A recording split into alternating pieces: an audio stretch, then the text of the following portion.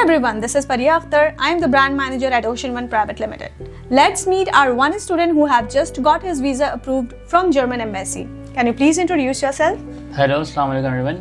My name is Faraz Ali and my visa accepted just yesterday. How many universities did you apply to and from which university you have got your offer letter? I didn't apply in many universities. I Okay. just applied in one university which I wanted, and hopefully I got admission on first attempt in that university. That's really amazing that you haven't applied in any other university. No. I have just applied for one university. That's a luck, you know. Yeah. Okay. Plug in your research. Okay. Yes. You already know that you will definitely receive the offer letter from this university. Yes, I was quite confident because Ma'am Bushra also helped me. Okay. That said that this field is very good for you and it's linked with your background field. What was your previous education and which subject you have applied for?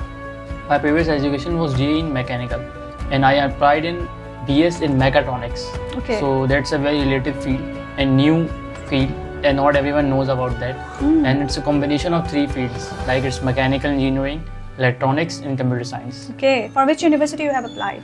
I applied for SIH Berlin. Okay. So, did you go for IELTS or Duolingo? No, I just go for Duolingo. Okay. With how many scores you have? I got 125. Okay. So, visa filing का process में कितना आपको time लगा? I came here in July 2024. Visa processing ने time नहीं लिया बिल्कुल भी. सब कुछ प्रोसेस बहुत स्मूथ था, डॉक्यूमेंटेशन सारी कंप्लीट थी. बस एक इशू जो आजकल चल रहा है अपॉइंटमेंट का. Okay. यस, अपॉइंटमेंट की वजह से देर हुई. बाकी डॉक्यूमेंटेशन में तो मुझे कुछ करना ही नहीं पड़ा. सब कुछ मैम मारिया ने सब कुछ इतना ईजिली और इतना आसान कर दिया था कि कोई मुश्किल नहीं हुई. सिर्फ मुझे सिग्नेचर करने पड़े थे बस, और कुछ भी नहीं किया. जबरदस्त. अच्छा, can you please tell us with whom you have prepared yourself for visa interview? आपसे अच्छा, चले. वो कैसा रहा आपका वीजा बहुत इंटरव्यू अच्छा प्रिपरेशन था. एंड मुझे थोड़ी सी सबसे ज़्यादा टेंशन थी कि क्या क्वेश्चन होंगे, क्योंकि लोग आजकल सोशल मीडिया सब यूज़ करते हैं और वो ग्रुप्स भी ज्वाइन किए हुए सबने, तो सब डराते हैं कि ये ऐसे सवाल होते हैं. मैं आपके पास आया, आपने मुझे कुछ क्वेश्चंस लिख के दिए, मैंने उसी की ही तैयारी की और काफ़ी अच्छा रहा. तो वो सिमिलर क्वेश्चंस हुए एम्बेसी से तकरीबन उसमें से उसी क्वेश्चंस के अंदर से ही मुझे है. मेरा इंटरव्यू तो बहुत अच्छा गया क्योंकि आई वाज क्वाइट कॉन्फिडेंट. जैसा कि आपने कहा था कि आपने कॉन्फिडेंट रहना है और बिल्कुल इजी रहना है. सो मैंने सिर्फ उसी क्वेश्चन में सिंपल मेरा नाम पूछा, मेरा कोर्स पूछा, बस उन्होंने आज जैसा आपने कहा था कि आपको अपने कोर्सेज का पता होना है कि सेमेस्टर वाइज कौन से कोर्सेज हैं. So they have asked you from ji, the courses. उन्होंने मुझसे फर्स्ट का पूछा, लेकिन मैंने सातों ही याद कर लिए थे कि कुछ भी पूछ सकते हैं. जबरदस्त. और आपको अपना पता होना चाहिए कितने आपके क्रेडिट आवर्स हैं. यहाँ पे तो ECTs होते हैं. Okay. तो आपको अपनी पूरी रिसर्च करनी है.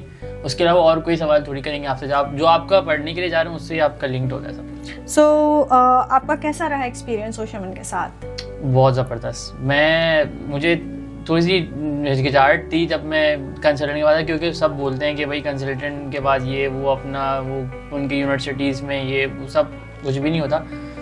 मेरा ये मानना है कि अगर आप किसी अच्छे काम के लिए जा रहे हैं और ये बाहर का प्रोसेस इतना आसान नहीं है, मुश्किल है, तो आपको किसी एक्सपर्ट की ज़रूरत होती है. आप कोई भी काम करें तो एक्सपर्टीज़ जिसकी हो. और मैंने काफ़ी रिसर्च की जिसके बाद मुझे पता चला कि भाई ओशन वन का बहुत अच्छा रेशो है, रिज़ल्ट है, उनकी रिकमेंडेशंस बहुत अच्छी थी. तो मैं तो काफ़ी इम्प्रेस था और प्रोसेस इतना आसान था. और सबसे अच्छी बात ये थी कि जैसा मैं बोलता जाता था वैसे होता जाता था. जबरदस्त. और मुझे ये भी नहीं हुआ कि कभी मैं उनको मैसेज करता था, ऑन द टाइम रिप्लाई आता था. और कभी मुझे ये नहीं हुआ कि भाई रिप्लाई नहीं कर रहे यार, ये घबराहट, ऐसा कुछ भी नहीं हुआ. और हर चीज़ बिल्कुल सीधी और क्लियर थी. ज़बरदस्त. कहते हैं ना कि अगर आप नेक काम के लिए जा रहे हो तो आप अपने साथ कुछ और लोगों को भी मिला लें, तो इसमें उनकी शराकत भी हो जाती है. अच्छा, अब आप क्या रिकमेंड करेंगे हमारी यंग जनरेशन को regarding any kind of a consultancy, और क्यों ज़रूरी है किसी भी को भी कंसल्टेंट से कंसर्न करना या कंसल्टेंट से हेल्प आउट लेना? देखें, जो किसी की एक्सपर्ट, मैंने जैसे पहले कहा, अभी भी यही कहूँगा कि जो किसी का काम होता है उसको पता होता है कि कैसे करना है. अब हम लोग ऑफिस जॉब्स होती हैं, अपना जॉब में हमारा इतना टाइम खर्च हो जाता है, उसके बाद आप उस तरीके से उस चीज़ को टाइम नहीं दे सकते.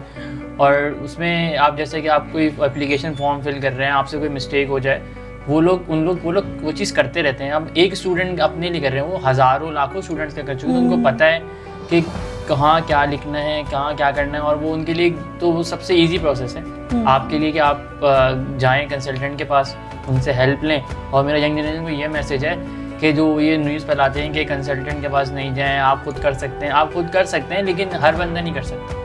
हर किसी की कुछ कैपेबिलिटीज़ होती हैं, कुछ लॉक्स होते हैं, उससे आगे वो नहीं बढ़ सकता। तो आपको किसी की हेल्प की ज़रूरत है, और पढ़ें, और पढ़ाई सबसे ज़रूरी है।